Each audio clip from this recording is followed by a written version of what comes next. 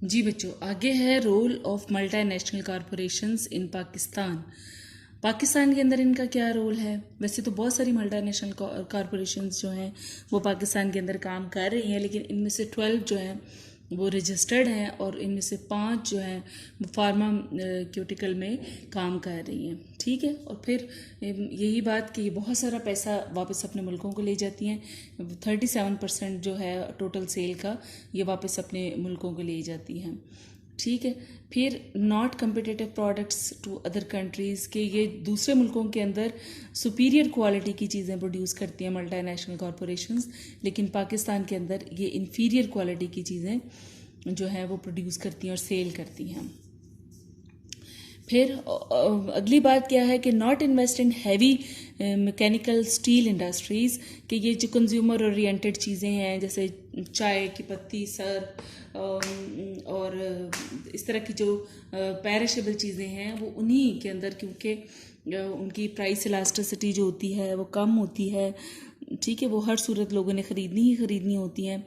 उनकी कीमत अगर बढ़ा भी दी जाए तो डिमांड में कोई ख़ास कमी नहीं आती, इसलिए सारी वो अपनी इन्वेस्टमेंट जो है वो नेसेसिटीज़ ऑफ लाइफ में और कंज्यूमर ओरिएंटेड एशिया में करते हैं। जबकि जो कैपिटल गुड्स होती हैं जिसमें हैवी मैकेनिकल और स्टील इंडस्ट्रीज़ हैं उनके अंदर कोई इन्वेस्टमेंट इन्होंने नहीं की।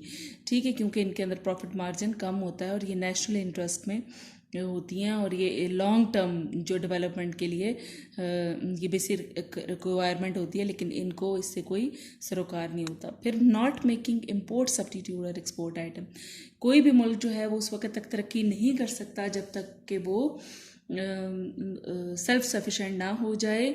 और ये सेल्फ सफिशेंसी कैसे हासिल हो सकती है? बैलेंस ऑफ ट्रेड कैसे बेहतर हो सकता है? बैलेंस ऑफ पेमेंट कैसे बेहतर हो सकता है? कि अगर इंपोर्ट सब्स्टिट्यूट तैयार किए जाएं और एक्सपोर्ट को ज़्यादा से ज़्यादा तैयार किया जाए, लेकिन इनका इस पर कोई मतलब कंसर्न नहीं होता। उसके बाद क्या है? टैक्स इवेजन, क्योंकि गैर मुल्की कंपनीज़ होती हैं तो ये अपनी गैर मुल्की जो एजेंसीज़ हैं उनके प्रेशर से, उनकी सिफारिश से ये जो लोकल गवर्नमेंट से टैक्स इवेजन हासिल कर लेती हैं और लेबर को भी बहुत ज़्यादा एक्सप्लॉइट करती हैं।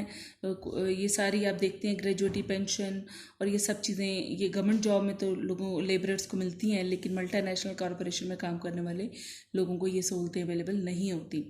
फिर क्या है कि नो इंक्रीज एम्प्लॉयमेंट, की इन्होंने कोई ख़ास एम्प्लॉयमेंट अपॉर्चुनिटीज़ में इजाफा भी नहीं किया। और domestic government fail to adopt strict policies due to pressure of international donor agencies, के ये जो आपके इंटरनेशनल डोनर एजेंसीज हैं जिसके अंदर WTO और आ जाता है, और साथ ही साथ आपका वो WTO, दूसरा एक और बहुत ज़्यादा जो इन्फ्लुएंशियल इदारा है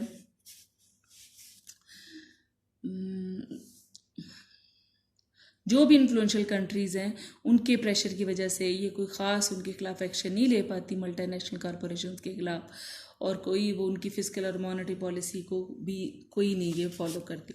ठीक है, अपनी मनमानियाँ करती हैं। तो ये था रोल ऑफ मल्टीनेशनल कॉरपोरेशन इन पाकिस्तान। ये बच्चों हो गया ख़त्म। नेक्स्ट जो टॉपिक है वो है WTO, World Trade Organization. World Trade Organization जो है ये बच्चों बनी है जनवरी 1995 में बनी है। ठीक है, और स्विट्ज़रलैंड के अंदर जिनेवा के अंदर इसका हेडक्वार्टर है। और WTO के अंदर 148 कंट्रीज़ जो हैं ये इसके मेंबर हैं। और ये करता क्या है? सबसे पहली बात तो ये एक ऐसा प्लेटफॉर्म प्रोवाइड करता है कि जहाँ पर तमाम WTO के मेंबर्स जो हैं वो मिल बैठते हैं और ट्रेड से रेलेवेंट जो भी उनके टैरिफ के इश्यूज़ हैं, ये जो भी ट्रेड इश्यूज़ हैं उनको वहाँ पर बैठ कर रिजॉल्व किया जाता है। और नई ऑब्जर्व ट्रेड पॉलिसीज़, नई ट्रेड पॉलिसीज़ बनाई जाती हैं। और तमाम UDC अंडर डेवलप्ड कंट्रीज़ जो तरक्की पजीर ममालिक हैं उनको जो है टेक्निकल असिस्टेंस देते हैं, उनको जो है वो बताया जाता है, उनको फाइनेंशियल असिस्टेंस भी दी जाती है और एक्सपर्टीज़ भी दी जाती हैं। Make all follow trade agreements, जो भी ट्रेड एग्रीमेंट्स होते हैं ये चेक किया जाता है क्या WTO के मेंबर्स जो हैं वो उन ट्रेड एग्रीमेंट्स को फॉलो कर रहे हैं या नहीं। ठीक है, फिर establish link between countries and all international organisations. ठीक है, जितनी भी इंटरनेशनल ऑर्गेनाइजेशंस हैं और जो मेंबर कंट्रीज़ हैं उनके बीच में एक लिंक क्रिएट करने में हेल्प करता है। ठीक है। मेथड्स ऑफ WTO कैसे ये काम करता है। सबसे पहली बात तो ये कि इसने एग्रीकल्चरल एग्रीमेंट बनाए हुए हैं और उसके अंदर उसने कहा हुआ है कि जो टैरिफ है एग्रीकल्चरल प्रोडक्ट्स के ऊपर, टैरिफ किसको बच्चों कहते हैं, जो टैक्स लगता है इम्पोर्ट और एक्सपोर्ट के ऊपर जो टैक्स लगता है, तो वो कहता है कि डेवलप्ड कंट्रीज़ जो है इनका 36% होगा और ये अपनी एग्रीकल्चरल जो इम्पोर्ट एक्सपोर्ट के ऊपर 36% टैरिफ लगाएंगे, जबकि जो डेवलपिंग कंट्रीज़ हैं वो सिर्फ 24% टैरिफ लगाएंगे। ठीक है। उसके बाद agreement on trade in services के जो ट्रेड तजारत करने के लिए जो जो स्ट्रक्चर चाहिए, जो सर्विसेज चाहिए उन पर ये गौर करता है, जैसे टेलीफोन, टूरिज़्म राइट, और इन से रेलिवेंट सहूलतों को बेहतर बनाया जाता है। ट्रांसपोर्ट फैसिलिटीज़ हों और कम्युनिकेशन फैसिलिटीज़ उनको बेहतर किया जाए, हर वो मुल्क जो कि WTO का मेंबर है। उसके बाद है agreement on anti dumping. Dumping बच्चों क्या होती है, पहले एंटी डंपिंग को समझने से पहले डंपिंग को समझना ज़रूरी है। डंपिंग एक ऐसी पॉलिसी है जिसमें एक ही शय की कीमत एक मुल्क के अंदर तो कुछ ज़्यादा ली जाती है और दूसरे मुल्क के अंदर कम ली जाती है। ठीक है। मतलब जैसे ये मार्कर है तो ये पाकिस्तान के अंदर तो ये 10 रुपये का हो और अमेरिका के अंदर ये 1 रुपये का हो। ठीक है। तो इसको कहेंगे डंपिंग। तो वो कहता है कि ये ऐसे एग्रीमेंट बनाता है जो कि एंटी डंपिंग हो और डंपिंग को डिस्करेज करती है WTO। फिर क्या, इंटेलेक्चुअल प्रॉपर्टी राइट्स। इसके अंदर बच्चों अगर किसी ने कोई चीज़, किसी का कोई आइडिया है, किसी ने कोई चीज़ बनाई है, उसके पास कोई फार्मूला है, तो उसके राइट सिर्फ उसी के पास रहने चाहिए, लोग उसको कॉपी ना करें। कॉपी राइट्स असल में इसमें आ जाता है। ठीक है। फार्मूले के बारे में या आपके कोई भी नॉलेज जो आपके पास है उसके बारे में, उसके कॉपीराइट सिर्फ आपके पास ही हो, कोई इसकी डुप्लीकेट तैयार ना करें। फिर क्या है, टेक्निकल बैरियर्स टू ट्रेड जो हैं उनको दूर किया जाए। अगर जो क्वालिटी ऑफ प्रोडक्ट उसको बेहतर बनाया जाए और अगर किसी के पास कोई कैपिटल शॉर्टेज है उसको दूर किया जाए, अगर किसी के पास टेक्नोलॉजी की शॉर्टेज है उसको दूर किया जाए। ठीक है। फिर ट्रेड रिलेटेड इन्वेस्टमेंट्स की जाएँ, जहाँ जहाँ ज़रूरत हो ट्रेड रिलेवेंट मामलात में वहाँ पर इन्वेस्टमेंट्स की जाएँ। फिर टेक्सटाइल और क्लोथिंग, क्योंकि जो UDCs होती हैं, जो अंडर डेवलप्ड कंट्रीज़ होते हैं, यही वो चीज़ें होती हैं जिनको वो ज़्यादा, जिनमें उनको स्पेशलाइजेशन होती है, टेक्सटाइल, क्लोथिंग, एग्रीकल्चर, तो इनको फेवरेबल उनके लिए करना। ठीक है। फिर क्या है कि special and differential treatment for developing countries के जो गरीब ममालिक हैं, जो डेवलपिंग कंट्रीज़ हैं, उनके लिए स्पेशल पॉलिसीज़ बनाई जाएँ। ठीक है। उनको थोड़ा सा फैसिलिटेट किया जाए, अमीर ममालिक के मुकाबले में इनको थोड़ा रिलैक्स पॉलिसीज़ इनके लिए बनाई जाए। तो कहता है कि पाकिस्तान की इकॉनमी के अंदर WTO ने क्या असरात मुरतब किए हैं। पाकिस्तान के अंदर जो है, जो इसके बैड इफ़ेक्ट हैं वो तो ये है कि पोवर्टी कम नहीं हुई बल्कि उसमें कुछ इजाफा ही हुआ है। ठीक है। वो क्यों इजाफा हुआ है, क्योंकि आपका जो लोकल इंडस्ट्रियलिस्ट है, जो लोकल मैन्युफैक्चरर हैं वो कम हैं, जबकि जो दूसरे मुल्कों के जो लोग हैं वो वापस पैसा अपने मुल्क में ले जाते हैं। सो इन्वेस्टमेंट के और इंडस्ट्रियलाइजेशन के वो फ़ायदे जो किसी मुल्क को मिलने चाहिए वो नहीं मिल पाते।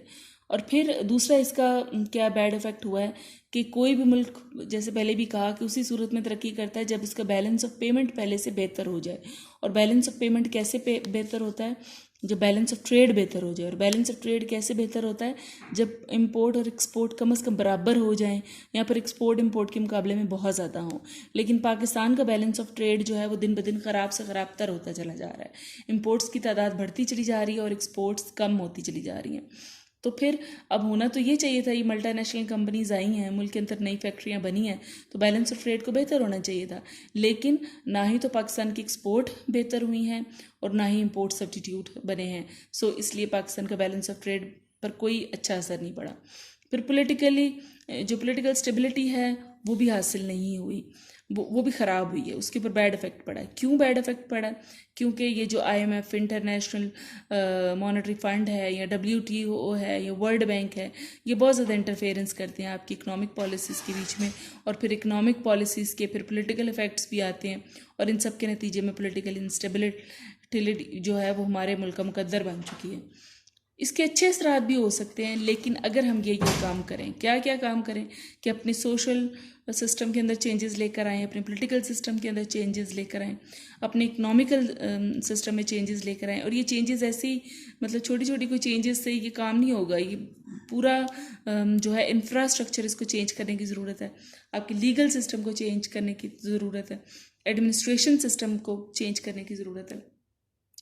मतलब ये सारे पुरानी तरीके से ये सिस्टम सारे काम कर रहे हैं, जबकि जो ग्लोबलाइजेशन का जो अमल है या ये जो WTO की जो पॉलिसीज़ जो उनके मतलब वो तो जदीदियत की तरफ जा रहे हैं ना, लेकिन हमारे ये जो सिस्टम्स हैं ये तो सारे पुराने हैं।